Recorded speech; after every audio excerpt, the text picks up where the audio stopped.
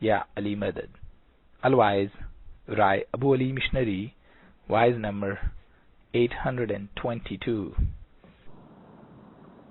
30th of March 1991. Wise in Houston, headquarters, Jamaat Khana.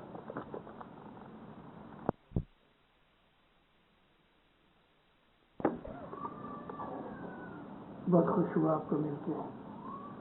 دین و دنیا میں آباد رہا. دین چھوڑی جو کوئی دعوے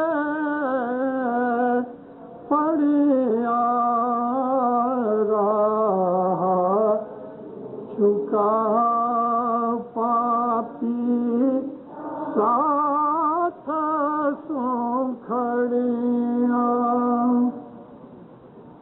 آپ مرادہ جیوا دوزخ کے پڑیا بھرم مت بھولو بھائی نبی چالو مرنا شفاعت رسول کی شفاعت پیغمبر کی جھوٹے سو ڈرنا بھائی جھوٹا سو ڈرنا بھرم میں مت بھولو بھائی نمی چالو مرنا. مولانا حضرت امام پر صلوات پڑھ زندہ رہو. اللہم صلی اللہ محمد وآل محمد الى قیامت. زندہ رہو. یہ پیشمس کا گنان ہے. پیشمس آل رسول تھے اور ان کے باپ دادا جو تھے وہ امام کی اولاد میں سے تھے. مولانا امام اسماعیل علیہ السلام کے فرزندوں میں سے تھے. مولانا امام اسماعیل کے جو بڑے فرزند تھے محمد، جو ہم اپنی اماموں کی پٹھیوں میں پڑھتے ہیں، مولانا محمد بن اسماعیل، ان کے ایک بھائی تھے چھوٹے، ان کا نام تھا امام الدین. ہماری ساری پیروں کی جو نسل ہے وہ اس امام الدین سے چلی، اور یہ امام الدین پیر تھے. پیر اس کو کہتے ہیں جو امام کے حکم سے دعوت کا کام کرے، لیکن شرط یہ ہے کہ وہ حضرت امام کی فیملی میں سے ہونا چاہیے. اگر کسی آدمی کو مولا یہ کہے، جیسے کہ مجھ کو کہہ دیا کہ تو میرا مشنری بن، اور میں مشنری بن گیا، تو میں کوئی پیر نہ بن گیا، کیونکہ پیر امام کی اولاد میں سے ہونا چاہیے. اس لیے میں نے کہا کہ ہمارے جو پیر ہیں وہ آل رسول ہیں، اور یہ شرط ہے اس بات کی. پیر تیجے صاحب تھاپیا، اور پیر ہماری طرح حضرت امام کا مرید ہوتا ہے، اگرچہ ہماری نظر میں اس کا درجہ امام کی سیکنڈ ہے، لیکن پیر ہمیشہ امام کو اپنا مالک مانتا ہے، چاہے وہ اس کا بھائی ہو، چاہے اس کا چچا ہو، مگر پیر ہمیشہ امام کے حکم کے سامنے تابعداری کرتا ہے. اور پیر ہمارے لیے ایک نمونہ ہوتا ہے. مذہب کے اوپر اس سے بہتر کوئی نہیں ہوتا، اور پیروں نے ہمیں وہ باتیں بتائی ہیں جو وہ خود کرتے تھے. ایک عام انسان عبادت بندگی کر کے روحانیت میں آگے بڑھ جاتا ہے، یہاں تک کہ وہ خدا تعالیٰ کے نزدیک پہنچتا ہے. لیکن ایک عام آدمی میں اور پیر میں فرق یہ ہے کہ پیر کے اندر آل رسول کا جو درجہ ہے وہ بخشش کے طور پہ اس کی روحانیت کو پہلے سے اعلیٰ درجے کا درجہ ملا ہوتا ہے. اس لیے پیر اور امام ہم جس کو شاہ کہتے ہیں، شاہ کا نام ہماری پیروں کے گنانوں کے اندر اور ہمارے اماموں کی پوتھیوں میں بھی آیا ہے. شاہ کہتے ہیں بادشاہ کو. خدا کے ناموں میں ایک نام ہے السلطان العظیم. قرآن شریف میں اس بات کا ذکر ہے. خدا کے ناموں میں، پاک اسماء الحسنہ میں یہ ایک نام ہے اور وہ حقیقت میں سلطان ہے. تمام جہانوں کا مالک وہ ہے. اس طرح جس طرح ہم اپنے امام کو شاہ کہتے ہیں، وہ اس لیے کہتے ہیں کہ ہمارا یہ اعتقاد ہے، ہمارا یہ ایمان ہے، دوسرے مانے یا نہ مانے، کہ امام جو ہے وہ اللہ کا نور ہے. یہ اسماعیلی طریقے کا یہ ایک بہت بڑا راز ہے اور ہمارے اندر درمیان میں جماعت میں یہ راز نہیں، لیکن غیروں کی نظر کے اندر یہ بڑا گھوٹ ہے جو نہیں پی سکتے. اس لیے جیسے ہم اپنی فیملی کی بہت سی باتیں باہر نہیں کرتے، باپ بیٹے بیٹھ کے اکاؤنٹ کر رہے ہیں اور ان کو پتہ لگا کہ فلانے بینک میں ہمارا یہ کھاتا ہے، بیٹا جانتا ہے، باپ جانتا ہے. کیا یہ بیٹا اپنے دوستوں کے اندر بیٹھ کے ایسا بولتا رہے کہ کل میرا باپ بیٹھا تھا اور فلانی بینکوں میں ہمارے پیسے پڑے ہیں؟ تو ایسے بیٹے کو تو پاگل سمجھا جائے گا. اسی طرح سے میاں بیوی کے درمیان بہت سی ایسی باتیں ہوتی ہیں جو ہم غیروں کو نہیں کرتے. دو دوستوں کے درمیان بعض ایسی باتیں ہوتی ہیں دوسروں کو نہیں کرتے. دین میں بھی ایسی بہت سی چیزیں ہیں. خاص طور پہ ہمارے ایمان کے متعلق. ہمارا ایمان جو ہے وہ یہ ہے کہ مولانا حضرت امام نور اللہ ہے اور وہ قرآن شریف سے ثابت ہے. آپ میں سے بہت سے لوگ الحمدللہ قرآن کا مطالعہ کرتے ہوں گے. مجھے ایسا محسوس ہوتا ہے اور ہمیں قرآن پڑھنا چاہیے، مگر قرآن جاننے کے لیے ایک استاد کی ضرورت ہوتی ہے. اگر آپ نے عربی سیکھ لی تو اس کا یہ مطلب نہیں کہ آپ قرآن سمجھ سکتے ہو. 1400 سال کے اندر کروڑوں اربوں عرب لوگ جن کی مادری زبان فارسی، اردو یا عربی ہے، کیونکہ ہندوستان میں بھی بہت سے عرب ہیں. ہندوستان کے اندر بہت سے ایسے عرب ہیں کہ جو عربی بھول گئے، لیکن وہ عربوں کا ذکر کرتا ہوں کہ جن کی مادری زبان عربی ہے. 1400 سال سے بڑے بڑے عالم اسلام نے پیدا کیے، بڑے بڑے سائنٹسٹ پیدا ہوئے، بڑے بڑے مدبر پیدا ہوئے، بڑے بڑے فلاسفر پیدا ہوئے، مگر آج تک کسی انسان نے، تفسیر کرنے والے مفسر نے یا ترجمہ کرنے والے مترجم نے یا کسی مفتی نے یا کسی عالم نے یہ دعویٰ نہیں کیا کہ قرآن شریف کو جو میں سمجھ سکا اور کوئی نہیں سمجھ سکا. میں آپ کو اس لیے کہہ رہا ہوں کہ اس اللہ کے کلام کو سمجھنا انسان کی طاقت نہیں، سوا کہ خود خدا اس پہ راضی ہو کے اس کو کشف دے. کشف کہتے ہیں انٹرنل انسپریشن کو. اندر کی آنکھیں کھل جاتی ہیں اور اس کو وہ چیزیں نظر آتی ہیں کہ جو دوسری جگہ سے نہیں ملتی. یہ خدا کی بخششیں ہوتی ہیں اور بعض دفعہ خدا تعالیٰ ایک معمولی انسان کو بخشش دے دیتا ہے، حالانکہ وہ بڑا عالم نہیں ہوتا. اور بہت بڑے بڑے عالم بعض دفعہ پھسل جاتے ہیں اور بے ایمان بن جاتے ہیں. اس قسم کے بہت سے واقعات ہو چکے ہیں اسلام کی تاریخ میں. ایک آدھ گھنٹے کی 2 گھنٹے کی وعظ میں دو چار دن کی آپ کے حضور میں میری حاضری کے درمیان میں آپ کو کتنا سکھا سکتا ہوں؟ آپ خود پڑھو اور ڈھونڈو.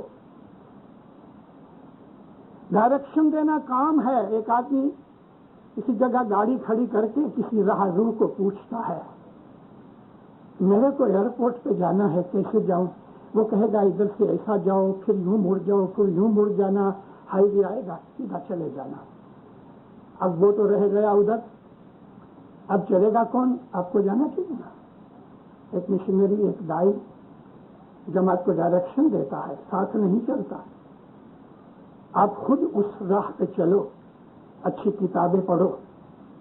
میں کل ہی طریقہ بورڈ کے چیئرمین صاحب سے, اکبر صاحب سے میں مل کے باتیں کر رہا تھا. میں نے کہا ہماری جماعت کے اندر مطالعہ بہت کم ہے, ہماری پرسنل اسٹڈی بہت کم ہے. آج کی اس دنیا میں آ کے ہندوستان سے, پاکستان سے یا افریقہ سے, یا اب ہمارے انشاءاللہ ہمارے بھائی دوسرے ملکوں سے بھی آئیں گے جو کبھی باہر نکلے ہی نہیں ہیں, اس ملک کے اندر آ کے ہماری آنکھیں چکا چوند ہو جاتی ہیں. یہاں کی لائف ایسی لائف ہے کہ جو ہماری آنکھوں کے اوپر کالے چشمے چڑھا دیتی ہے, کہ دن کو رات بنا دیتی ہے, اور ہم کو سورج کی روشنی سے وہ فائدہ نہیں ملتا جو آنکھوں کو ملنا چاہیے. یہاں میرا مطلب علم کا سورج ہے. اچھی کتابیں پڑھا کرو, قرآن شریف کا مطالعہ کرو. قرآن شریف کے بہت سے ترجمے ہیں. انگریزی کا جو ترجمہ ہے, حضرت امام نے پکتھول کے ترجمے کو پسند کیا ہے. پکتھول کا ترجمہ اس لیے مولا نے پسند کیا, مولا فرمایا کہ اس نے بالکل ڈائریکٹ ٹرانسلیشن کیا ہے, اپنا کوئی بھی خیال ظاہر کیا نہیں. اسی لیے محمد مارماڈیوک پکتھول نے کمنٹری لکھی ہی نہیں ہے. کمنٹری لکھنے والے بہت ہیں اور بہت سی جگہ انہوں نے غلطیاں بھی کی ہیں. اس لیے پکتھول نے کمنٹری نہیں کی, اس نے تو لٹریری ٹرانسلیشن کر دیا ہے.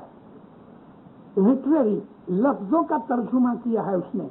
اب ہمیں ڈھونڈنا ہے کہ ان سیپوں کے اندر موتی کہاں چھپے ہیں, کون سا سیپ خالی ہے, کون سا موتی سے بھرا ہوا ہے. اس لیے اگر آپ انگریزی میں پڑھنا چاہتے ہیں تو پکتھول کا ترجمہ امام نے پسند کیا ہے. لیکن اگر آپ سچ مچ قرآن شریف کا مطالعہ کرنا چاہتے ہیں تو 2 برس 3 برس محنت کر کے عربی سیکھو. یہ محمد مارماڈیوک ایک کرسچن پادری تھا اور ترکی میں اس کی ڈیوٹی لگی. برٹش گورنمنٹ کے اندر مشہور آدمی تھا. وہاں عربوں سے اور ترکوں سے مل کے اس کو شوق ہوا قرآن پڑھنے کا. انگلش کا ٹرانسلیشن اس کے ہاتھ میں آیا, جارج سیل کا ٹرانسلیشن. اور جارج سیل پکا اور کٹر اسلام کا دشمن. رسول اکرم کو اس نے پاگل قرار دیا. رسول اکرم کے لیے بے ادبی کے اور بھی الفاظ اس نے اپنی کمنٹری میں لکھے. مارماڈیوک کو ایسا ہوا کہ یہ ٹھیک نہیں. اس نے ایک استاد رکھ کے عربی سیکھنی شروع کی. 3-4 برس لگے. عربی کے بعد جب اس نے قرآن پڑھا اس کی آنکھیں کھل گئی اور جا کے مسلمان ہوا. پھر اس نے قرآن شریف کا ٹرانسلیشن کیا, مسلمان بن گیا. قرآن اللہ کا کلام ہے, اس کے اندر بہت بھید ہیں. ہمارے جو پیر تھے, جو آل رسول تھے, انہوں نے قرآن میں سے چن چن کے موتی اٹھائے اور ہمارے مذہب کی اعلیٰ درجے کی چھپی ہوئی بھید کی چیزوں کو بھی آسان کر کے جو قرآن پاک میں ہے انہوں نے ہماری زبان کے اندر, گجراتی میں, اردو میں, فارسی میں, ہمارے پاس ایسے گنان ہیں کہ جو پیور عربک میں گنان ہیں اور پیروں کے لکھے ہوئے. شمس کے گنان عربی میں بھی ہیں, فارسی میں بھی ہیں, اردو میں, ہندی میں, مراٹھی میں, سندھی میں, پنجابی میں.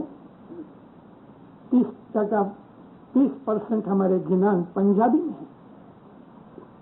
اور یہ جو گنان ہے ہمارے، یہ قرآن شریف کی تفسیر ہے، اور یہ فرمان امام سلطان محمد شاہ نے فرمایا کہ انہوں نے جو تمہیں گنان دیے ہیں وہ قرآن شریف کی تفسیر ہے۔ اب یہ بات کہ میں نے آپ کے سامنے گنان کا پاٹ پڑھا، دین چھوڑی، یہ کوئی دعوے پڑیا، اے محمد ان کو کہہ دو تمہارا رستہ تمہارے لیے، میرا رستہ میرے لیے۔ یہی بات ہے کہ جو آدمی نے دین لیا، اور نبی کریم کے زمانے میں بہت سے لوگ تھے کہ جو مسلمان ہو گئے، اور اس لیے ہو گئے کہ اسلام کے اندر جو بھائی چارہ ہے، اسلام کے اندر جو ایکویلٹی ہے کہ بادشاہ غلام کے ساتھ بیٹھ کے کھاتا ہے، اور رسول اکرم نے بھی غلاموں کے ساتھ بیٹھ کے کھانا کھایا، یہ چیز لوگوں کو اتنی اٹریکٹ کر گئی کہ بہت سے لوگ اس وجہ سے مسلمان ہو گئے کہ مسلمانوں کی سماج میں، معاشرے کے اندر ایکویلٹی ہے۔ ہمارے مذہب کے اندر بھی حضرت امام سلطان محمد شاہ تھے، فرماتے تھے کہ میرے مذہب میں حجام اور بادشاہ کا درجہ یکساں ہے، کیونکہ ہم ظاہری حالات کو، سوشل کنڈیشن کو مد نظر نہیں رکھتے۔ مذہب کے اندر انسان کی ظاہری حالت کا کوئی تعلق نہیں، مذہب کے اندر انسان کے باطن میں جو چھپا ہے وہ چیز پروردگار کے حضور میں قابل تعریف ہوتی ہے۔ حضرت عیسیٰ پیغمبر ایک دفعہ کچھ چندہ جمع کرنے کے لیے کھڑے ہوئے، اور حضور نے ایک چھوٹا سا واعظ فرمایا اور لوگوں کو کوئی مسجد بنانے کے لیے چندے کے لیے دعوت دی۔ لوگوں نے چندہ لکھانا شروع کیا۔ ایک بڑا مالدار آدمی تھا، اس نے اس زمانے کے حساب سے جو کوئنز چلتے تھے، سکہ چلتا تھا، 10,000 وہ سکے دیے، اس کو روپیہ کہہ لو یا ڈالر کہہ دو۔ ایک بڑھیا آئی، اس نے 2 پیسے دیے۔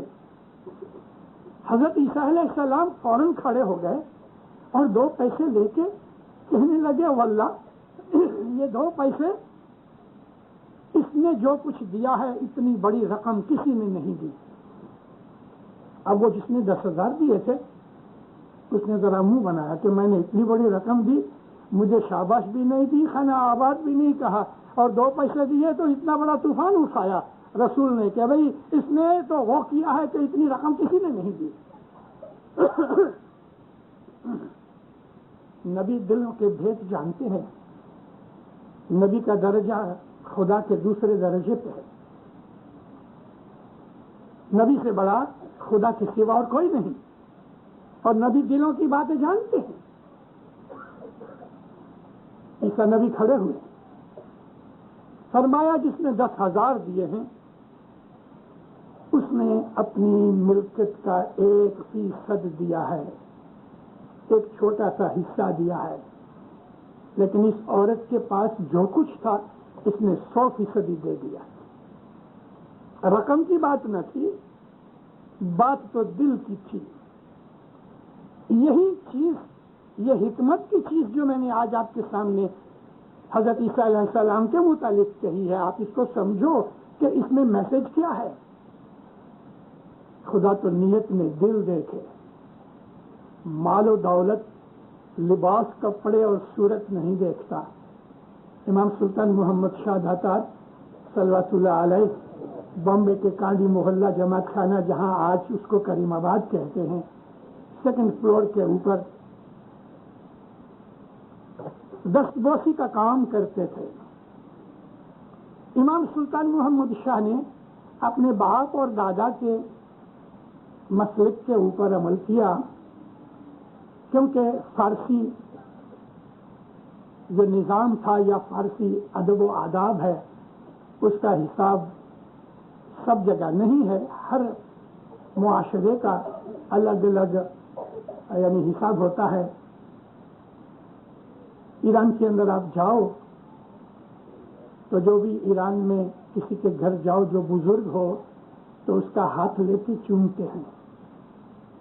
اور آپ عربستان میں عربوں سے ملو تو جہاں محبت اور بزرگی کا سوال آتا ہے تو وہ گلے لگا کے اس کو چومتے ہیں رائٹ اور لیفٹ. ایران کے اندر اس طرح چومتے نہیں لیکن ہاتھ بزرگوں کا لے کے چومتے ہیں.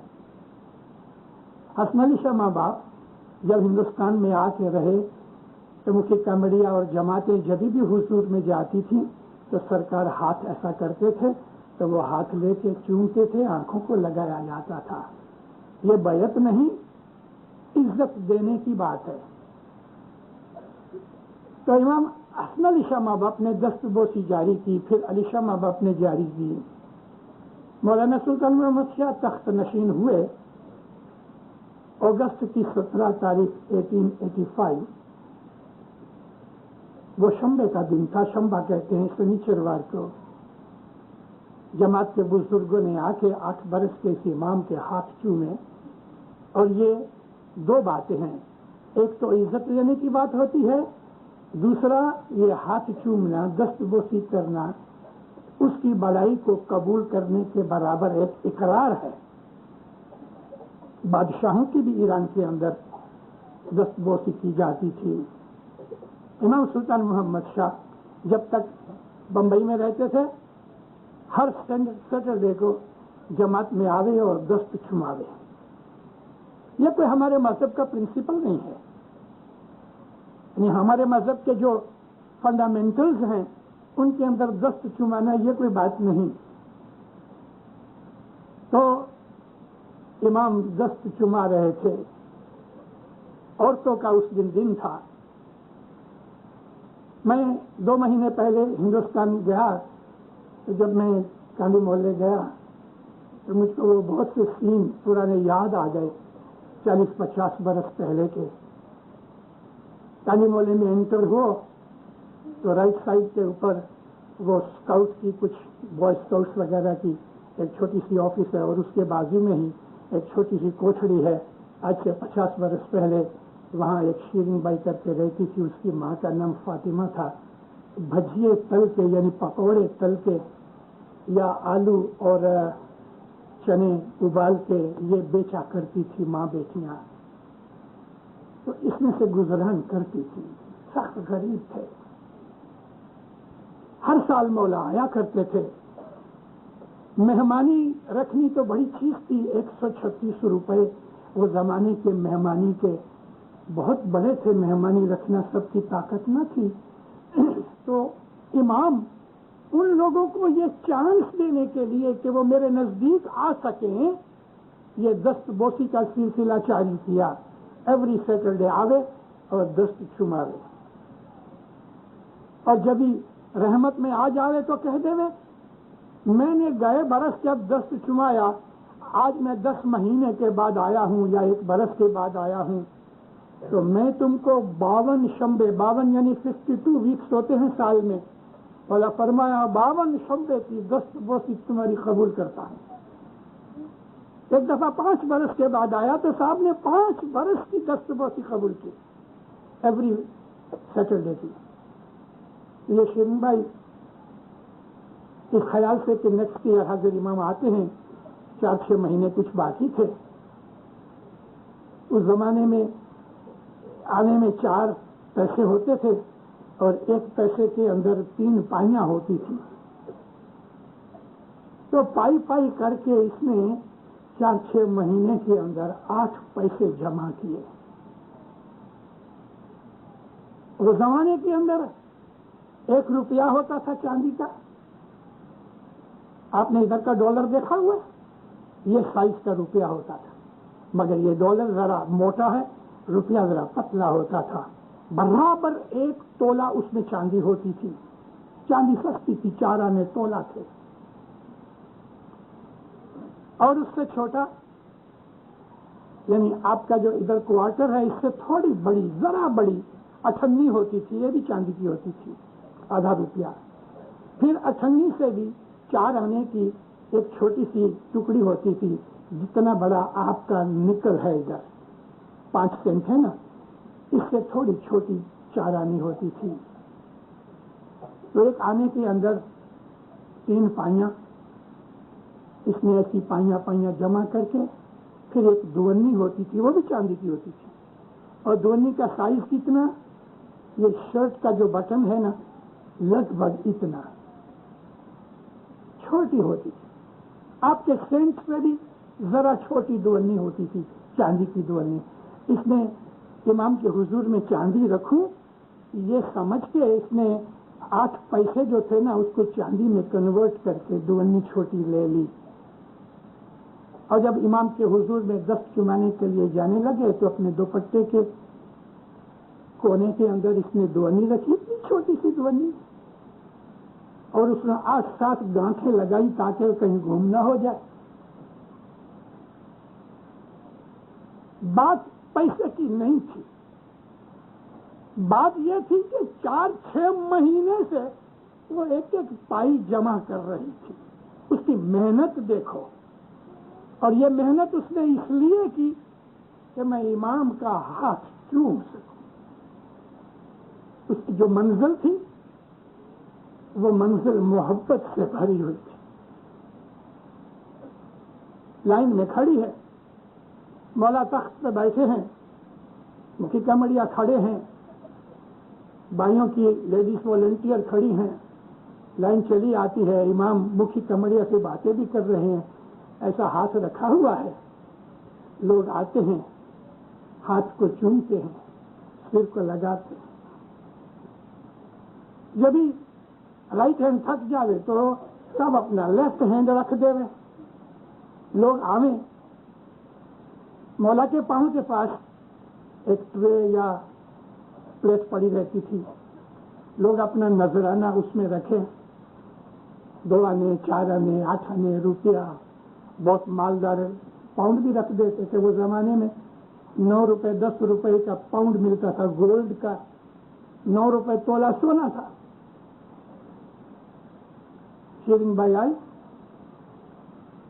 مولا کے نزدیک آ کے اس نے اپنی گانٹھیں کھولنی شروع کی. 8-10 گانٹھیں. اوپر کی گانٹھ ذرا سخت تھی، کھل گئی یا ڈھیلی تھی کچھ بھی. 2-3 گانٹھوں کے بعد گانٹھیں سخت ہوتی گئیں. اب پیچھے لائن کھڑی ہے، ماں باپ دیکھ رہے ہیں. ماں باپ کو تھوڑا آرام ملا. کیپٹن ماں نے اس کو ٹھوکا دیا، شیرین بھائی جلدی کر. صاحب کیپٹن کو دیکھیں، اس کو چھوڑ دو. آرام سے اس نے 8-10 گانٹھیں کھولی. ماں باپ دیکھتے رہے. 2-3 منٹ نکل گئے، دونی نکل. نیچے جھک کے ٹرے کے اندر دونی رکھی، مولا کا ہاتھ پکڑ کے چومنے گئی. دوسری طرف گھوم کے حاضر امام نے دوسرے ہاتھ سے وہ دونی اٹھائی. اس میں بہت سے پاؤنڈ تھے، روپے تھے، اٹھنیاں تھیں. یہ دونی اٹھائی، دونی کو دیکھا،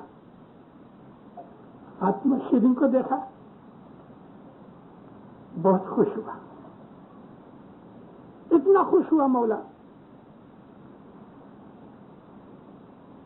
اس کو دعا فیس بہت دی کہ کہتے ہیں دیکھو واللہ یہ 2 کروڑ روپے سے زیادہ ہے.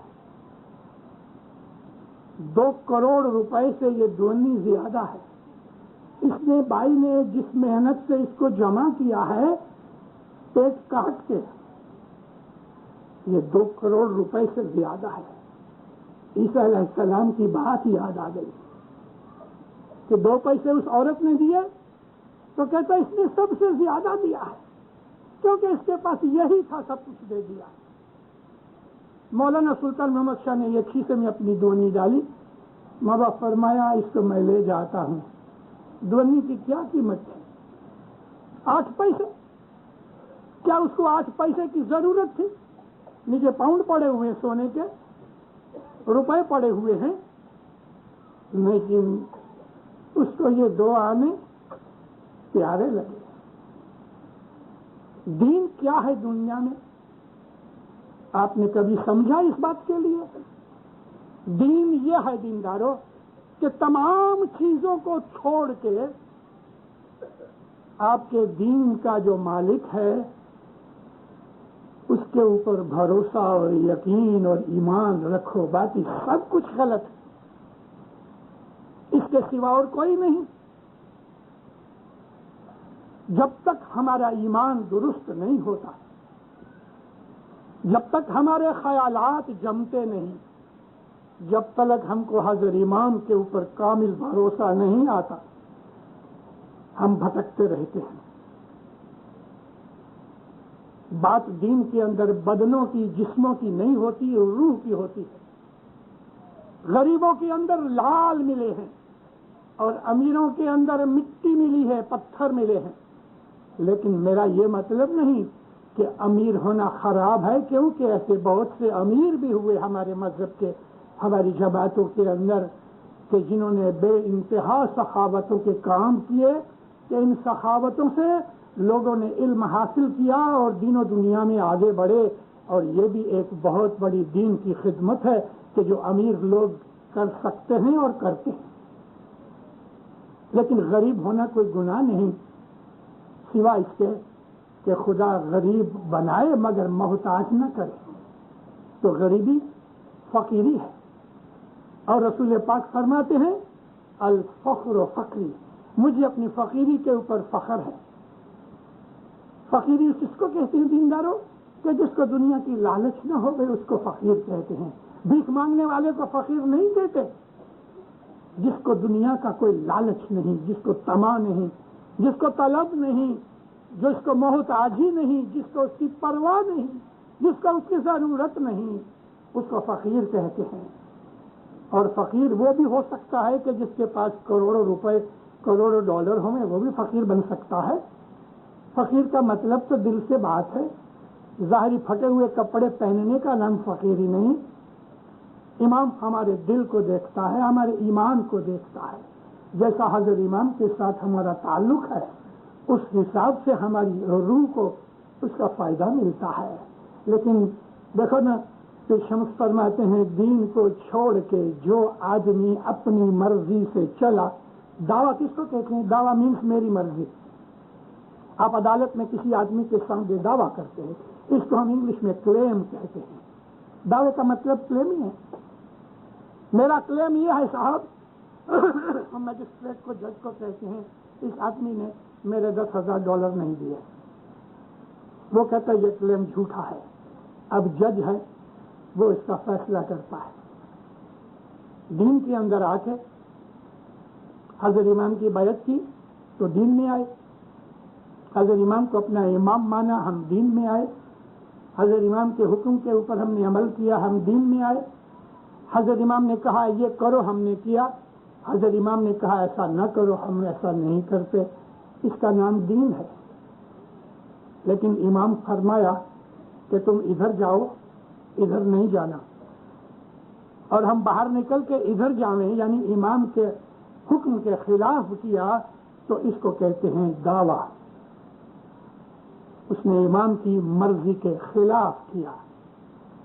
تو دین کو چھوڑ کے جو آدمی اپنی مرضی سے چلا، کہ شمس کہتے ہیں وہ راہ چوک گیا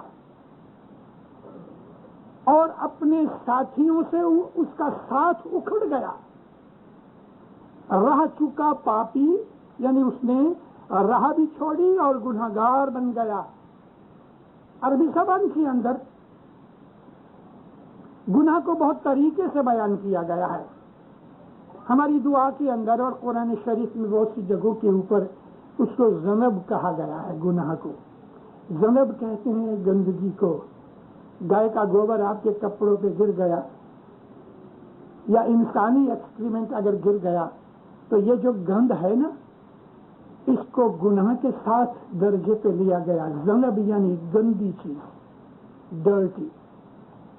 اور گناہ جو ہے ایک عمل ہے، مگر انسان کے باطن کو گندا کر دیتا ہے۔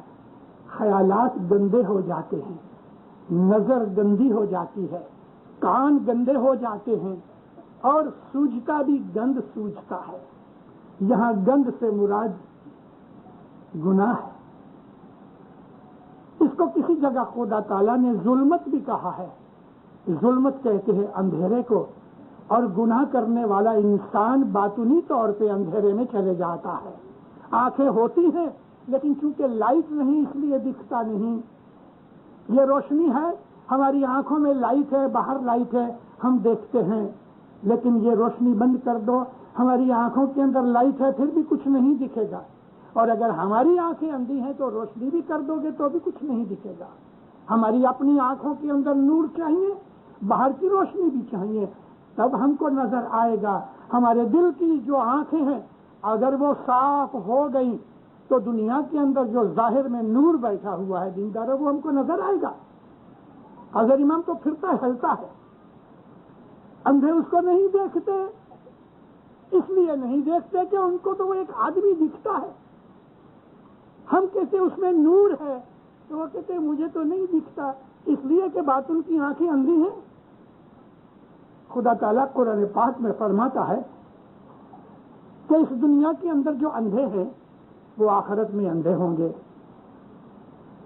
خدا کا یہ کہنا کہ جو اس دنیا میں اندھے ہیں آخرت میں اندھے ہوں گے, استغفر اللہ, بہت سے لوگ اندھے ہوتے ہیں, عابد ہوتے ہیں, پرہیزگار ہوتے ہیں, نیک ہوتے ہیں, تو کیا خدا ان کو چونکہ ان کی ظاہر کی آنکھیں نہیں وہاں بھی ان کی آنکھیں اندھی رکھے گا؟ یہاں مطلب خدا تعالیٰ کا ان آنکھوں کی بیماریوں کے اندھے ہیں, ان سے نہیں. یہاں تو خدا تعالیٰ دل کی آنکھوں کی بات کرتا ہے. وَمَنْ كَانَ فِي هَٰذِهِ أَعْمَىٰ فَهُوَ الْآخِرَةِ أَعْمَىٰ. جو اس دنیا کے اندر اندھے ہیں وہ آخرت میں اندھے ہوں گے. یہاں اندھا پن وہ ہے کہ امام سامنے بیٹھا ہے, ہم کو اس کا نور نظر نہیں آتا, آنکھیں اندھی ہیں, شناخت نہیں ہے. رسول اکرم کے پاس لوگ آ کے بیٹھتے تھے سر نیچے کر کے, حضور کے درجے کو جانتے تھے, لیکن آپ ہی کے گھر والے تھے جو آپ کے دشمن ہو گئے. رسول اکرم کی فیملی والے ہی سب سے بڑے دشمن تھے نبی کے. انہی کا قبیلہ قریش تھا جنہوں نے رسول اکرم کو اذیتیں دی, مصیبتوں میں ڈالا, دکھ دیے, کانٹوں میں دھکے مار کے کھڈ میں پھینک دیا, سارا بدن لہو لہان ہو گیا. جب رسول اکرم طائف میں گئے دعوت کرنے کے لیے تو طائف کے ان بدماشوں نے ایک کھڈا کھود کے اندر کانٹے ڈالے ببول کے, بیری کے, اور جب نبی نزدیک آئے تو بچوں نے دھکا مار کے رسول کو اس کھڈے میں پھینک دیا. بدن مبارک کے اندر کانٹے, سینکڑوں کانٹے گھس گئے, لہو لہان ہو گئے. حضور باہر نکل نہ سکے. ادھر سے کچھ قافلے والے کچھ جھوٹے ہو کے ادھر آئے تو نبی کریم کو باہر نکالا. یہ اوپر ٹھٹھا مخول کر رہے تھے, ایسی اذیتیں دکھ نبی نے برداشت کیے. ان کو تو نبوت کا نور نظر نہ آیا اور غلاموں کو نبوت کا نور نظر آ گیا. بلال ایک غلام تھے, ان کا مالک کافر مشرک تھا. آدھی رات کو جب سو جاتے تھے سب لوگ, حضرت بلال اٹھتے تھے. کالے تھے, حبشی تھے, افریقہ کے رہنے والے, رنگ کالا تھا, دل سفید تھا. بلال رسول اکرم کو بہت پیار کرتے تھے اور نبی کریم کو بھی وہ بہت پیار کرتا تھا. حضرت بلال رات کو اٹھے, ادھر ادھر دیکھے سب سو گئے ہیں, اور اٹھ کے هو اللہ احد, بس اس کا ورد کرتے تھے. هو اللہ احد سورہ توحید کی آیت ہے.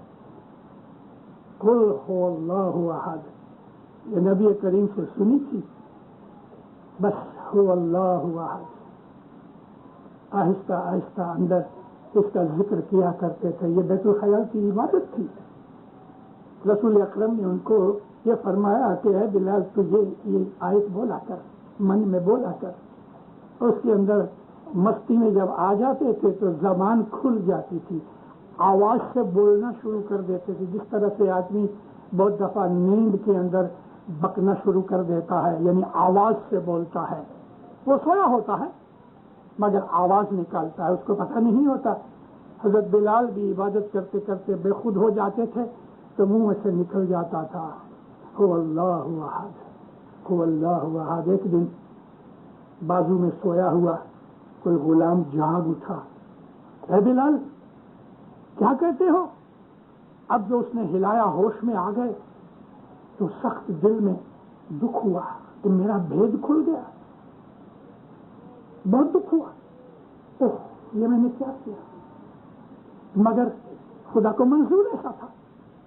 اس نے دوسرے سے بات کی، تیسرے سے بات کی، مالک تک بات پہنچی، ہاں تو مسلمان ہو گیا ہے، اب بھید تو کھل چکا تھا، چھپانے سے کوئی فائدہ نہیں تھا۔ کہنے لگا ہاں میں ہو گیا ہوں، کیونکہ وہ غلام تھا، اس کو ماری گئی، اتنا مارا گیا کہ بے ہوش ہو گیا، اور ہر روز پیٹے اس کو، کھانا بند ہو گیا، پیٹ اندر چلا گیا، سوکھ کے لکڑی ہو گئے۔ ایک دن اتنی ماری، تپش بہت تھی، سورج کی گرمی کا موسم تھا، دوپہر کا وقت تھا، اس کافر مالک نے حضرت بلال کو ننگا کر کے سینے کے اوپر ایک بڑا پتھر رکھ دیا جو 4 آدمیوں نے اٹھا کے رکھا اور چلا گیا۔ حضرت ابو بکر کے ساتھ رسول پاک ادھر سے نکلے، اس کی زبان ایسا باہر لٹک رہی تھی، آنکھیں اس کی اوپر چلی گئی، ڈھیلے اوپر چلے گئے، یعنی یہ نشانی تھی کہ یہ یا مر گیا ہے یا مرنے والا ہے۔ نبی کریم نے اس کو دیکھا، بے چین ہو گئے، ابو بکر کو کہا ابو بکر تم مجھے کچھ پیسہ ادھار دو، میں اس کو خرید لوں، تم خرید لو، میرے قرضے کی طرف ہے، میں تمہیں پیسے بھر دوں گا۔ کہتے یا نبی کیا کہتے ہیں آپ؟ خیر چونکہ ان دونوں کے درمیان کیا ہوا وہ تو ہسٹری جانے، حضرت بلال کو خرید کے رسول اکرم کو سونپ دیا کہ یہ آپ کا غلام ہے، تب سے رسول اللہ کی خدمت میں رہا۔ حضرت بلال نبی اکرم کے اس قدر نزدیک پہنچ گئے کہ ان آدمیوں میں جو 40 آدمی رسول اکرم کے حضور میں 40 آدمی تھے صحابہ میں کہ جو نبی کے پاس بیٹھ کے بیت الخیال کی باتیں کرتے تھے اور سیکھتے تھے، میں نے اپنی ایک کتاب میں ان 40 کا ذکر کیا ہے۔ یہ وہ تھے جو عابد و پرہیزگار تھے۔ میں نے آپ کو یہ بات اس لیے سنائی کہ غلام تھے، غریب تھے، ان کے پاس کچھ نہ تھا، لیکن دل کی دولت بے حساب تھی۔ تمام نبیوں کے سردار محمد رسول صلی اللہ علیہ وآلہ وسلم کی صحبت میں رات دن رہے، اس کے درجے کی بات ہی کیا کرنا۔ دین کو چھوڑ کے، نبی کو قبول کر کے، اللہ کو قبول کر کے، امام کو قبول کر کے، چونکہ ہم شیعہ ہیں، ہم امام کے بغیر کوئی بات نہیں کرتے، ہمارا کلمہ بھی امام کی یاد کے بغیر کلمہ پورا نہیں ہوتا۔ اشہد ان لا الہ الا اللہ و اشہد ان محمد رسول اللہ، یہ برابر ہے، اسلام کے حساب سے بالکل برابر ہے، لیکن چونکہ ہم طریقت میں ہیں، شیعہ ہیں، اس لیے علی امیر المومنین کے بغیر ہمارا کلمہ کامل نہیں، اور یہ کلمہ ہمارے اندر ہے، لوگوں کے سامنے ہم اپنا کلمہ بیان نہیں کرتے۔ تو ہم چونکہ امام کو اللہ کا نور مانتے ہیں، اس لیے امام کی ہم بیعت کرتے ہیں، اور امام کی بیعت جو ہے وہ رسول اللہ کی بیعت ہے، اور رسول اللہ کی بیعت ہے وہ خدا کی بیعت ہے۔ نبی کے ہاتھ کے اوپر اللہ کا ہاتھ ہے تو محمد کے ہاتھ کے اوپر بھی اللہ ہی کا ہاتھ ہے۔ حضرت مولا مرتضی علی کے لیے رسول اللہ فرمایا کرتے تھے کہ یہ ید اللہ ہے، علی جو ہے فرمایا کہ یہ اللہ کا ہاتھ ہے، علی کا ہاتھ اللہ کا ہاتھ ہے۔ علی کی آنکھوں کے لیے کہتے تھے کہ یہ عین اللہ ہیں، علی کی آنکھیں اللہ کی آنکھیں ہیں، علی کی زبان اللہ کی زبان ہے، لسان اللہ ہے۔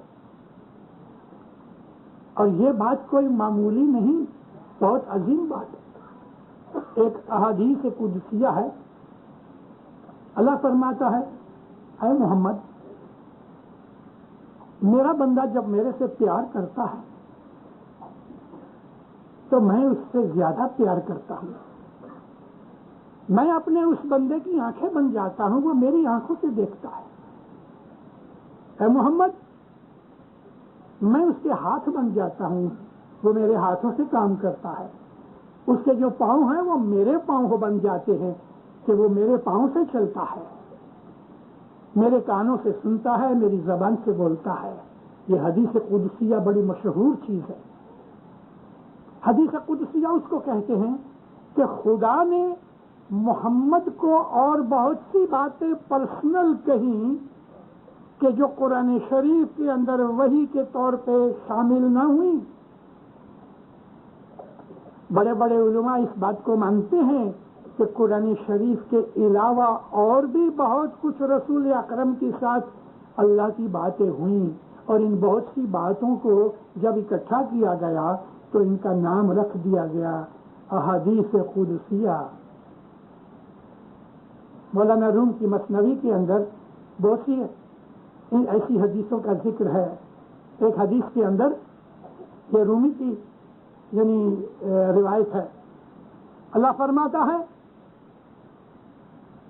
اے نبی، میں اتنا بڑا ہوں کہ زمین و آسمان جو کچھ بھی خلقت مخلوقات ہے، کہ تمام جہان کائنات، میں اس میں سما نہیں سکتا، لیکن میں مومن کے دل میں سما جاتا ہوں. اللہ کی اس حدیث قدسیہ کے اوپر کہ جو محمد کے ساتھ ہوئی، یعنی خدا کہتا کہ میں کائنات میں نہیں سماتا لیکن مومن کے دل میں سما جاتا ہوں. مولانا امام جعفر صادق علیہ السلام ہر جمعے کے دن صبح کے وقت ایک سیمینار بنایا کرتے تھے. ہمارے اماموں نے اسلام کے ایسے ایسے کام کیے ہیں کہ جو ہمیں پتہ نہیں مگر غیروں کو پتہ ہے. اس سیمینار میں ایک آدمی نے یہ سوال پوچھا کہ یار امام، خدا کہتا ہے کہ یہ تمام زمین آسمان کائنات میں میں سما نہیں سکتا اور اس چھوٹے سے دل میں سما جاتا ہوں. کیا پرہیزگار ہیں، خدا کی عبادت کرنے والے، نیک عمل کرنے والے، اماموں کی خدمت کرنے والے، ان کو بخشش ملتی ہے؟ یہ چیز ساری دنیا میں آج اسماعیلیوں کے سوا کہیں نہیں. اسماعیلی ایک ہی فرقہ ہے ساری دنیا میں. کسی بھی طرف آپ چلے جاؤ، کہیں بھی آپ کو حضرت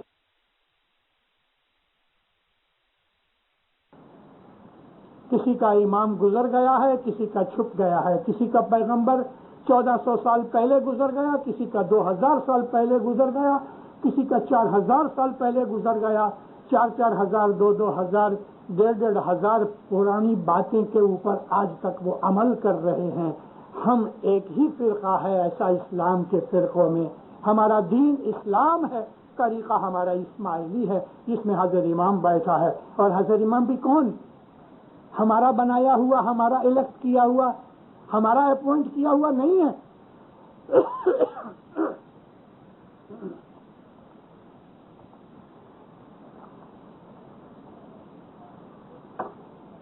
جس طرح سے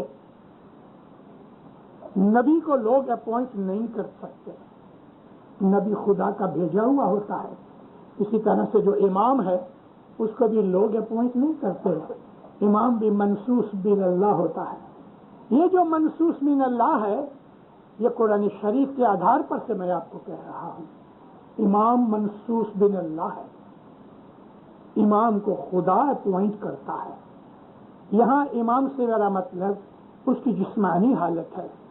نوری حالت کے اندر جس طرح نبی کا نور اور اللہ کا نور ایک ہے، ایسا ہی امام کا جو نور ہے وہ بھی اللہ ہی کا نور ہے. نور 2 3 4 نہیں ہے. جب ہم کہتے ہیں نبی کا نور تو اس کا یہ مطلب نہ سمجھنا کہ اللہ کا نور اور ہے اور نبی کا نور 2 ہو گئے نور نہیں. اب ہم جب کہتے ہیں کہ نور امامت تو 3 نور مت سمجھنا، ایک اللہ کا نور، ایک نبی کا نور، ایک امام کا نور. نور تو ایک ہے. اس کی ایک شعاع ہمیں ملتی ہے. سورج کی آپ جو سائز دیکھنے جاؤ گے 1 کروڑ زمینیں اکٹھی کرو تو بھی سورج بڑا ہے، مگر ذرا سی کھڑکی کھولو اس کے اندر سے سورج کی شعاع آتی ہے. یہ جو شعائیں آتی ہیں چھوٹی جگہ سے، یہ کوئی سورج کا حصہ ہے لیکن سورج کا بدن نہیں. امامت کا جو نور ہے اس کو سمجھنے کی کوشش کرو. یہ خدائی نور ہے، اسی خدا کی لائٹ ہے. جس طرح سورج کی لائٹ ہمارے پاس آ گئی، آپ اس کے اندر کھڑے ہو جاؤ، آپ سورج کی روشنی کے اندر کھڑے ہیں. آپ الگ ہٹ کے کھڑے ہو جاؤ تو بھی آپ کو اس کی روشنی ملتی ہے، آپ کے گھر کے اندھیرے کو دور کر دیتا ہے. امام کی شناخت جو ہے جس دل میں چلی جاتی ہے تو ایک شعاع، ایک رے اگر اس کے دل میں پہنچ گئی تو دل کے اندھیرے 1000 برس کے ہوں تو پھاڑ دیتا اور اس آدمی کا دل روشن ہو جاتا ہے. اپنے دین پہ چلو، اپنے دین پہ عمل کرو، اور جس طرح سے استاد یعنی امام کہہ رہا ہے، مرشد کہہ رہا ہے، اس طرح سے چلو. اپنی مرضی سے اپنے دین کو توڑ مروڑ کے مت چلو. اور یہ اور بات ہے، ایک آدمی بڑا عابد بن گیا، ایک آدمی یہ کہہ رہا ہے کہ میں آگے پہنچ گیا ہوں، میں نے رسول کو دیکھا. ابھی لڑائی ہوئی، صدام حسین نے ایک دن کہا کہ مجھے رسول اللہ نے آ کے کہا کہ خوب لڑائی کر اور پیٹ ان کو. ابھی کیا ہوا؟ اس نے سچ بولا کہ جھوٹ بولا؟ اگر وہ سچ ہوتا تو رسول اکرم کا فرمان تھا تو مار کیوں کھاتا، ہار کیوں گیا؟ یہ ظاہر کرتا ہے کہ اس نے جھوٹ بولا. ایسے بہت سے لوگ ہیں کہ جو جھوٹے ہوتے ہیں اور اپنے کئی قسم کے دعوے کرتے ہیں. ہماری جماعت کے اندر بھی آج نہیں، ہماری ہسٹری کے اندر یہ لگا ہوا ہے. کبھی کبھی حضرت امام کے حضور میں رہنے والے بگڑ گئے، اپنا الگ پنتھ دین کھڑا کر دیا. مولانا محمد باقر علیہ السلام ایک دن سفر پہ گئے، حضور واپس آ رہے تھے تو مدینے کے باہر تھوڑی دور، چند میل دور، ایک مارکیٹ کے اندر کچھ غلام بکے جاتے تھے. وہ زمانے میں غلام بکتے تھے بکریوں کی طرح. ایک لڑکا کھڑا تھا 12-14 سال کا. مولانا امام محمد باقر کی نظر پڑی، حضور نے اس کو خرید لیا، اپنے حضور میں رکھا، اس ٹریننگ دی، بہت بڑا عالم بن گیا. اور حضور نے اس کو تیار کر کے اپنے فرزند امام جعفر صادق کو یہ غلام دے دیا. تو مولانا امام جعفر صادق کے حضور میں آیا. امام جعفر صادق علم کے سورج تھے. یہ آدمی امام کی خدمت میں رہا، امام کو خوش کیا، ایسا خوش کیا کہ امام ان کا درجہ بڑھاتے گئے. مولانا امام جعفر صادق نے ایک جامعہ یعنی کالج بنایا، یونیورسٹی کے درجے تک پہنچایا اس کو. اور اس آدمی کو، اس کا نام کیا؟ ابن الخطاب. ہماری ہسٹری پڑھو آپ کو پتہ لگے گا. اس کو اس کا بڑا بنا دیا، چیف دائی بنایا، دائی الدعات کا درجہ دیا، سارے مذہب کا کام اس کو سونپ دیا. بس آہستہ آہستہ آہستہ اس کو غرور چڑھنے لگا، مغرور بن گیا. امام تو کچھ نہیں کرتے، امام تو کیا جانتے ہیں، یہ سب میں نے کیا ہے. بس اس کے اندر یہ غرور آ گیا.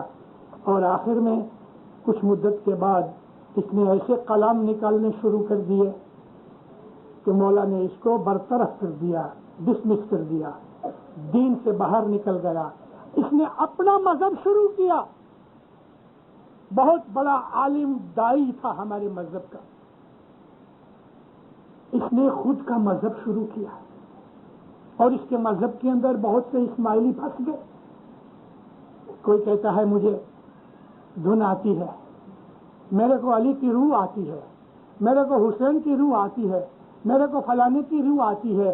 بھائیوں میں کہتے ہیں مجھے فاطمہ بی بی نے آ کے یہ کہا. ارے جن کو خدا کچھ بخشش دیتا ہے ان کے منہ بند ہو جاتے ہیں، جن کو دولتیں اندر سے ملتی ہیں ان کے منہ بند ہو جاتے، ان کی نظارے اس کی نظریں نیچی ہو جاتی ہیں، سر جھک جاتے ہیں. وہ تو حلیم بن جاتے ہیں، ہمبل بن جاتے ہیں. ان کی تعریف کرنے جاؤ تو کہتے ہیں تعریف خدا کی کرو. اور تمہارے پاس علی آیا ہے، ہاں تو تم نے بیعت حضرت امام کی ہے کہ علی کی ہے؟ تم نے نکاح پڑھایا ہے مرد کے ساتھ اور جاتی ہو کسی اور مرد کے ساتھ؟ یہ کیسا نکاح ہے؟ بیعت کی حضرت امام کی اور جاتی ہو دوسروں کے پاس. یہ ظلم اپنے روح کے اوپر کر رہے ہو. یہ تو بے ایمانی ہے، یہ تو دغا بازی ہے. اسی چیز کو اگر میاں بیوی کے تعلق میں لیتے ہیں تو زنا ہے. اگر مرد اپنی عورت کو چھوڑ کے کسی غیر عورت کے ساتھ تعلق پیدا کرتا ہے وہ زانی ہے، اور اگر عورت اپنے مرد کو چھوڑ کے کسی غیر مرد کے ساتھ تعلق پیدا کرتی ہے وہ بھی زانی ہے. جس طرح یہ دنیاوی طریقہ ہے، باطنی طریقہ بھی یہ ہے کہ محمد کی یا امام کی ہم نے بیعت کی ہے تو یہ بیعت توڑ کے ہم دوسروں پہ جاتے ہیں تو روحانی زنا ہے، یہ حرام ہے. یا چھوڑ دو، طلاق دے دو عورت کو یا مرد کو. جس مرد کے ساتھ پسندگی آتی ہے شادی کر لو، جو عورت کے ساتھ پسندگی آتی شادی کر لو، لیکن نکاح میں رہ کے ہم گناہ نہیں کر سکتے. اسلام نے ہمیں منع کیا ہے. اسی طرح سے دین کے اندر رہنا ہے تو جس امام کی بیعت کی ہوئی ہے اس امام کے حق میں رہو، اور اگر وہ امام پسند نہیں ہے تو طلاق دے دو. یہاں طلاق کا مطلب یہ ہے کہ مذہب چھوڑ دو. اور ہمارے مذہب میں سے بہت سے لوگ نکل گئے ہیں. میں اپنی وعظوں میں آج 10-20 برس سے کہتا آیا ہوں ہمیشہ کہ ہمارے مذہب کے اندر جو زندگی ہے، ہمارا مذہب ایک اگر بدن کی طور پہ لے لو تو ہمارا بدن جس طرح زندہ ہے ہمارا مذہب زندہ ہے، اور اس کی جو روح ہے وہ مولانا حضرت امام ہے. اور اس بدن کے اندر گند بھی پیدا ہوتا ہے. ہم کھانا کھاتے ہیں، صبح کے وقت ہم ٹوائلٹ میں جاتے ہیں، ہمارے بدن کے اندر سے گند نکلتا ہے. اسی طرح سے ہماری جماعت کے اندر بھی 1400 سال ہوئے. اس کے پہلے کی ہسٹری بھی ہے جو میں بیان نہیں کرتا، لیکن ہر زمانے کے اندر، ہر امام کے زمانے کے اندر ہماری جماعت میں سے تھوڑے لوگ نکلتے رہے. یہ گو اور موت کی طرح جو گند آ جاتا ہے بدن کے اندر، ہر زمانے کے اندر ہماری جماعت میں سے لوگ نکلتے رہے، نئے آتے گئے. یعنی ہم نیا کھانا کھاتے ہیں اور پرانی گندگی نکال دیتے ہیں. ہمارا مذہب ہمیشہ زندہ رہا. نئے لوگ کنورٹ ہوتے ہیں، پرانوں میں سے بے ایمان ہو جاتے ہیں، اور یہ سلسلہ جاری رہے گا.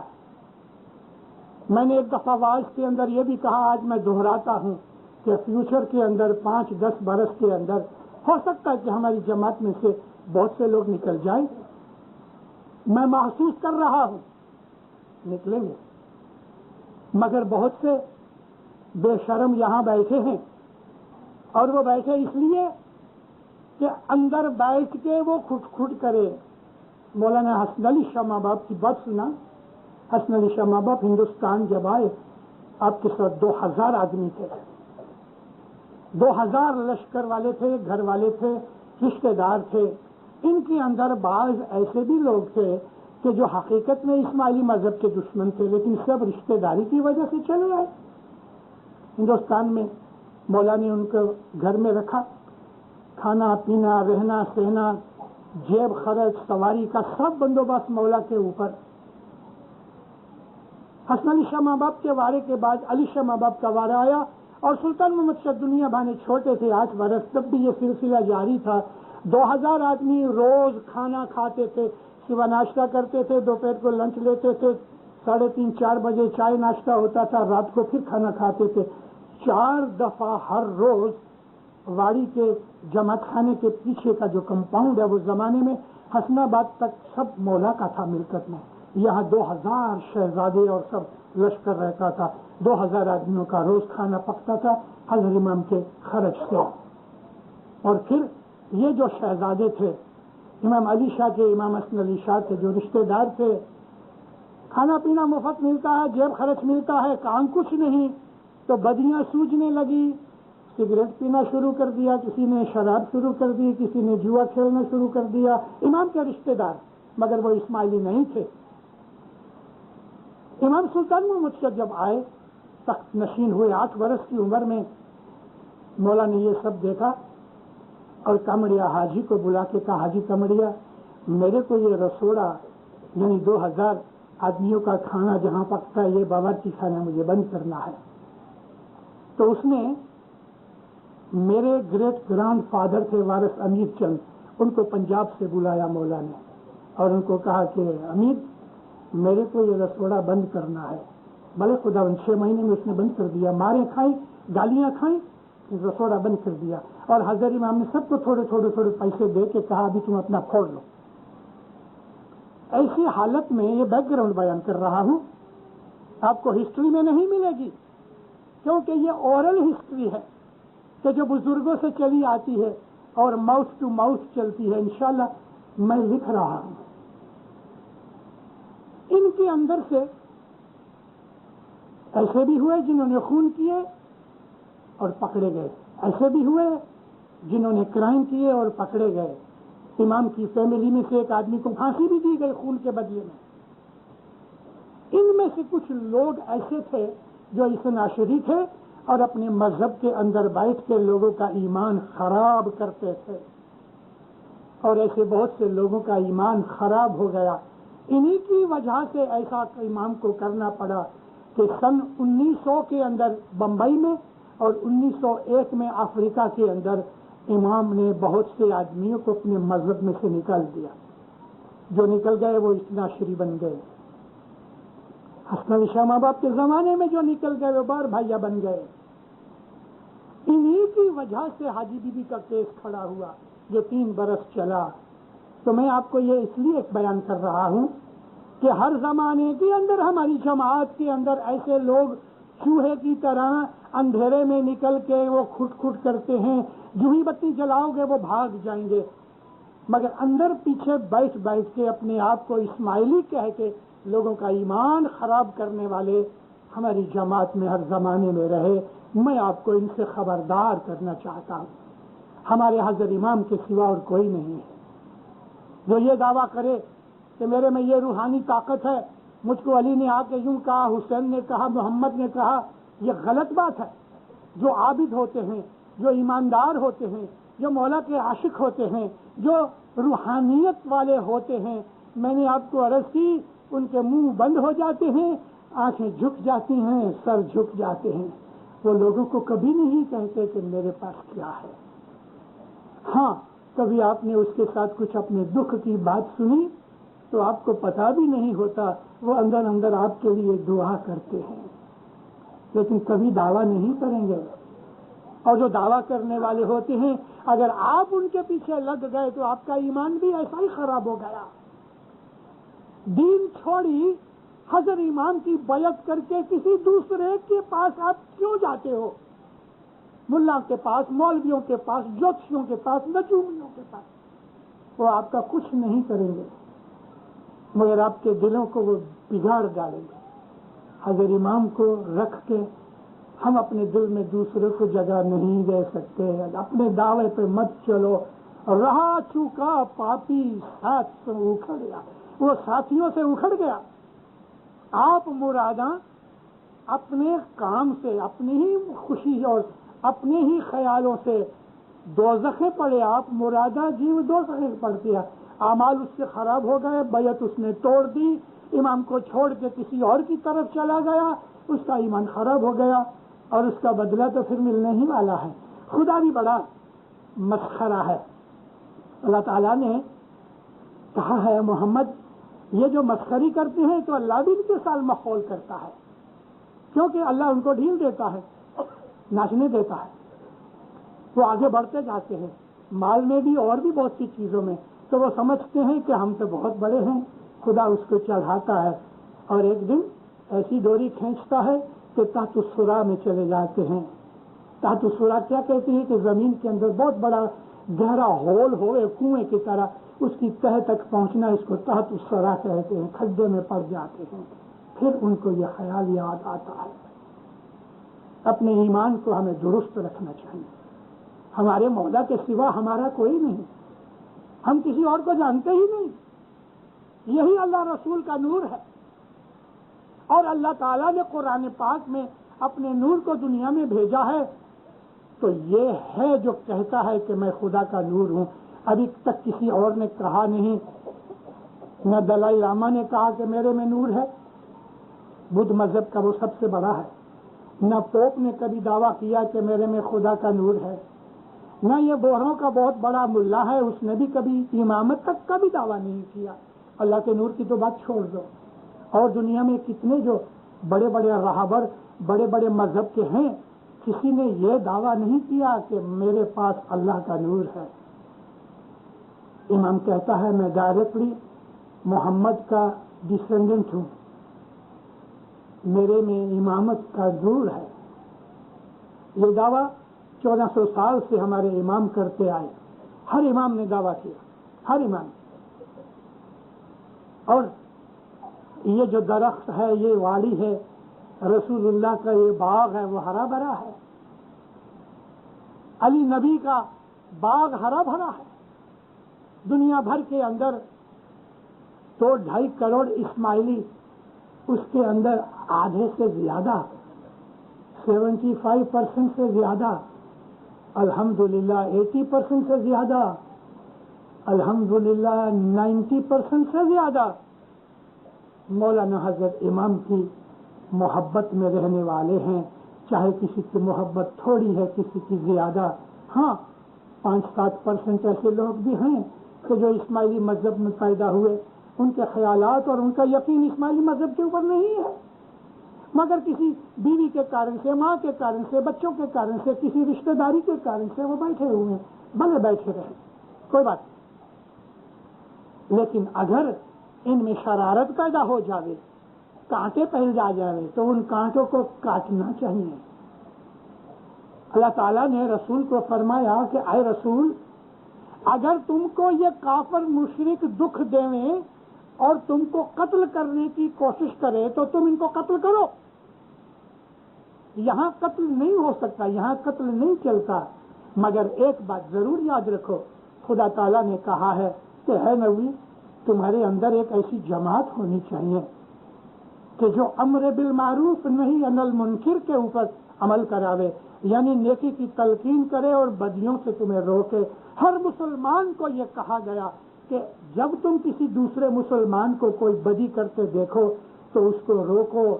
ہر اسماعیلی کے اوپر اسی طرح سے یہ فرض ہے کہ اگر آپ کا کوئی بھائی، کوئی دوست اگر راہ چھوڑ کے غلط رستے پہ جا رہا ہے، آپ اس کو روکو.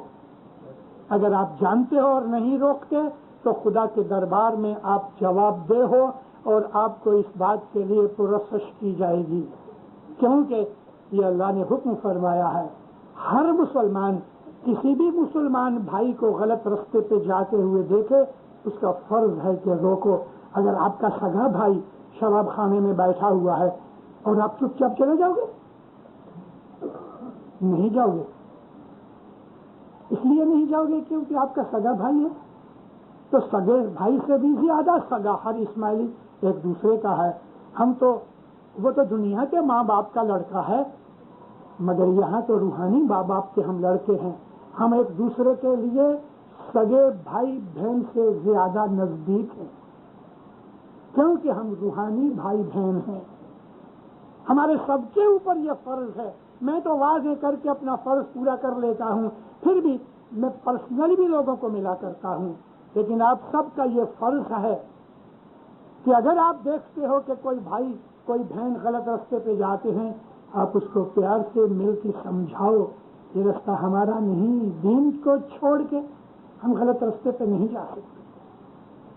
وہ آدمی دکھ میں پڑ جائے گا. اور جنہوں نے بیعت کی ہے، اللہ تعالیٰ کا فرمان ہے اے محمد، انہوں نے اللہ کے ساتھ بیعت کی ہے، چاہے وہ بیعت ہم نے محمد سے کی یا امام کے ساتھ کی.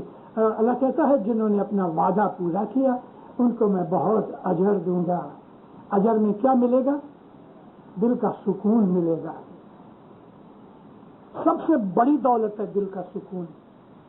امام کی شناخت ملے گی. آپ مالدار شاید نہ بھی بنو، لیکن انشاءاللہ کبھی محتاج نہیں بنو گے. آپ کے گھر میں خوشیاں اور برکتوں کا دور دورہ ہوگا. جب بھی ہم کو کوئی دکھ پڑتا ہے ایک بات یاد رکھنا، اللہ کا فرمان ہے کہ کوئی بھی ایسا دکھ نہیں جس میں تمہارا ہاتھ شامل نہیں، مطلب کہ تم ہی اپنے گناہوں کی وجہ سے اپنے دکھوں کو انوائٹ کرتے ہو۔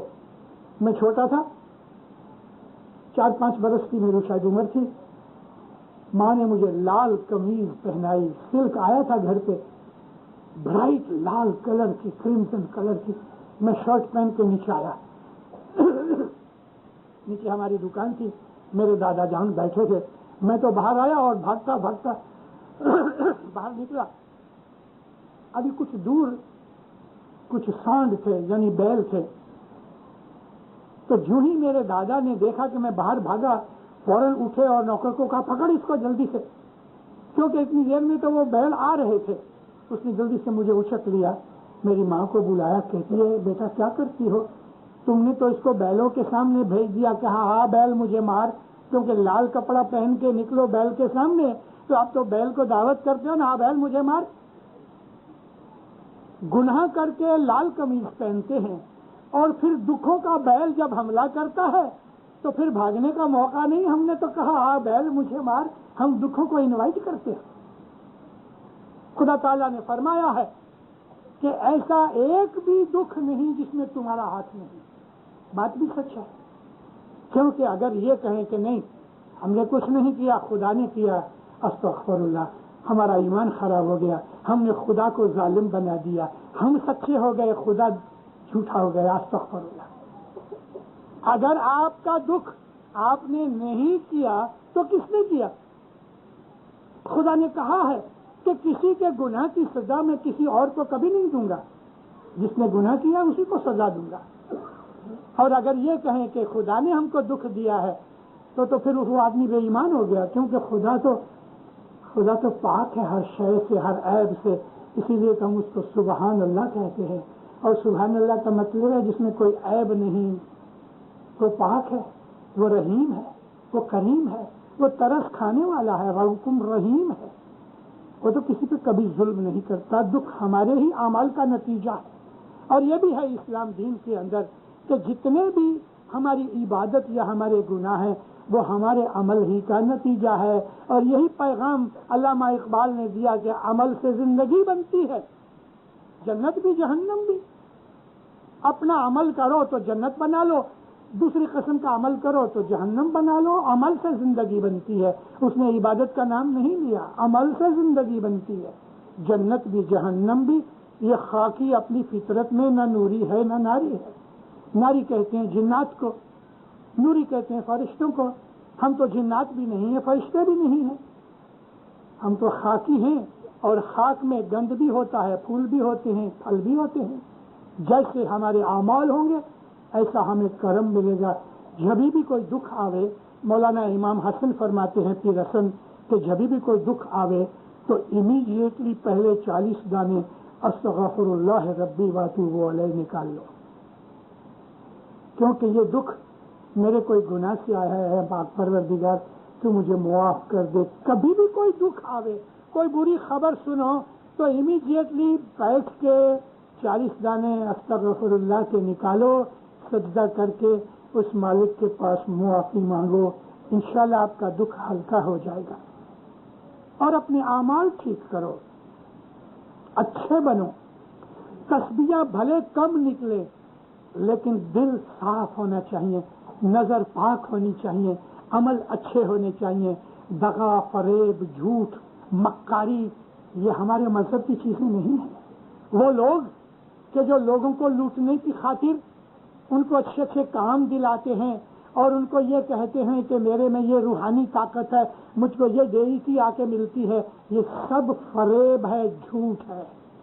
آپ اپنے دلوں کو مضبوط کرو اور اپنے اندر پکے بنو، امام کی عبادت کرو، سچے دل سے اس کی تابعداری کرو تو خدا کا نور آپ کے دلوں میں جگمگائے گا۔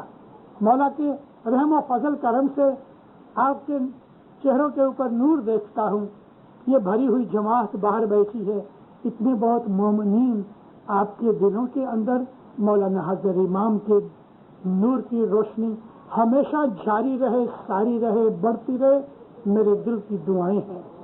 آپ آباد رہو، سکھی رہو، برکتیں ملیں، خوشیاں ملیں، دین و دنیا کی دولتیں ملیں۔ مولا ہمیشہ آپ کے اوپر، آپ کی اہل اولاد سے راضی رہے۔ مولانا حضرت امام آپ کی نیک دعائیں قبول کرے، آپ کی بندگی قبول کرے، فرمان بردار مومن بنا لے، حقیقتی سمجھتے ہوئے مولا آپ کو دین و دنیا میں اپنے قریب رکھے، دس سکریت میں پورا رکھے، مشکل مصیبتیں دور کرے، آپ کی دعائیں قبول کرے، آفت بلائیں دور رکھے، دین و دنیا میں آپ کو آباد کرے، اپنی آل اولاد کو بھی آباد کرے، حق پہ رہو، حق کی روزی کھاؤ، مولا آپ کے دلوں کو اپنے نور سے بھر دے، سکھی آباد رہو، زہر باطن دیدار نصیب کرے۔ ہے جی سچ دھیاو نے گنان وچارو، ان گر بنا گنان نہ ہوئے، مورکھ لوگ کے مرم نہ جانیو، تے کارنے کرنی کھوئے۔ اے اللہ